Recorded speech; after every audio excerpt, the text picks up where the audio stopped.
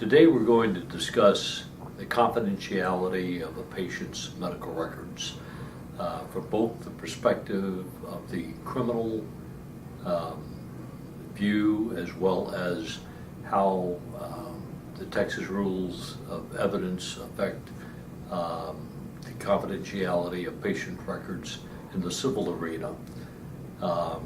Initially, there is no doctor-patient privilege under 509 of the Texas Rules of Criminal Evidence that protects the confidentiality of communications between the patient and his or her physician,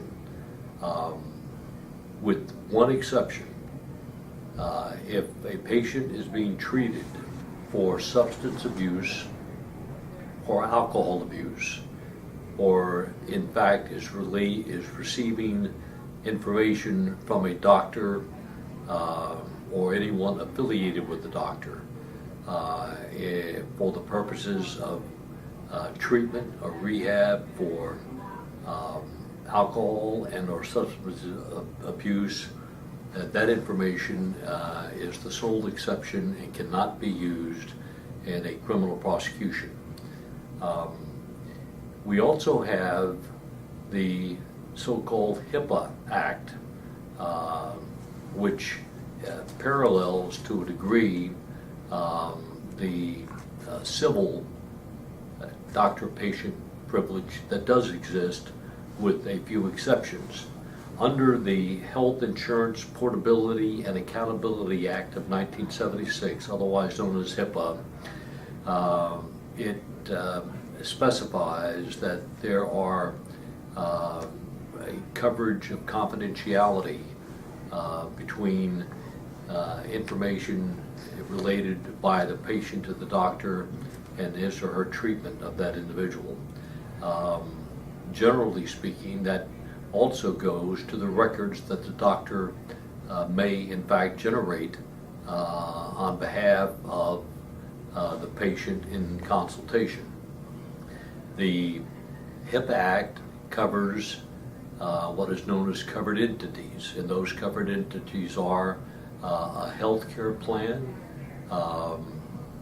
the healthcare provider, and a healthcare clearinghouse.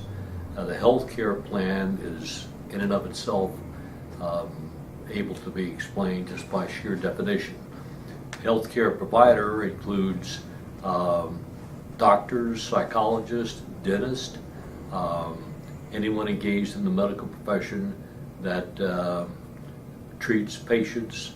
The healthcare clearinghouse basically is an administrative, insurance-related situation.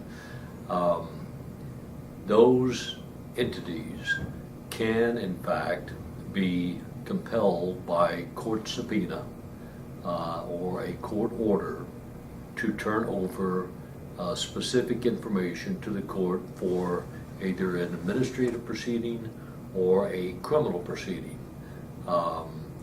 The entity is not in and of itself protected. That information can also be provided to the judicial proceeding by way of consent of the patient, and the patient may limit the amount of information as far as the consent is concerned that is provided by way of that individual's consent. It's important to note that in the civil arena, there are exceptions where HIPAA does not apply, and that would be, for instance, when a doctor would be sued by a patient for malpractice, when there might be a grievance filed on behalf of the patient against the doctor, and those are two of multiple exceptions that permit the disclosure of patient privilege communication. Now, let's look at a situation that develops as a result of a court subpoena. Or a court order. once a subpoena is issued pursuant to a court order for an individual's medical records, to include mental health records, and those records are complied with, or being the entity is complying with the court order and providing those medical records, does that make those medical records public information? And my response would be, no, it does not. It does not, because the public in and of itself is not a covered entity.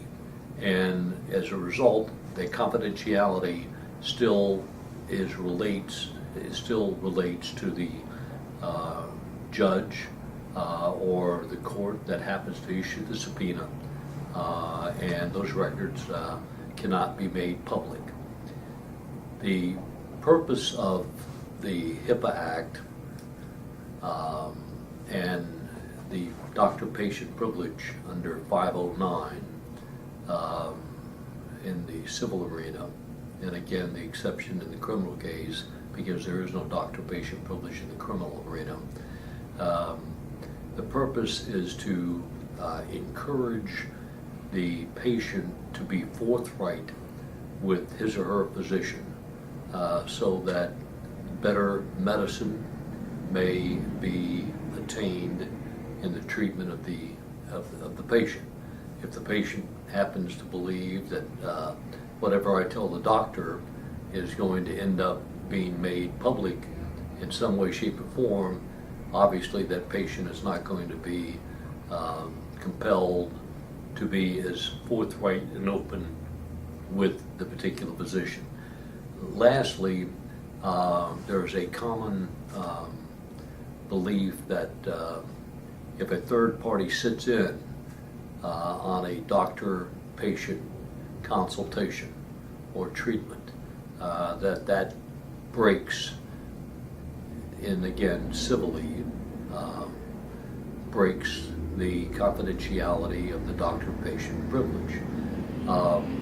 Not always, and the exceptions, of course, would be, for instance, if an interpreter is necessary to sit in to communicate, the doctor-patient privilege still exists. If in fact a member of an individual's family, a mother, a father, can sit in to help encourage the son or daughter to be forthright with the patient, with the doctor, then that third-party relationship is not violated as a result of the third party sitting in. And finally, it is the patient's privilege. It is not the doctor's.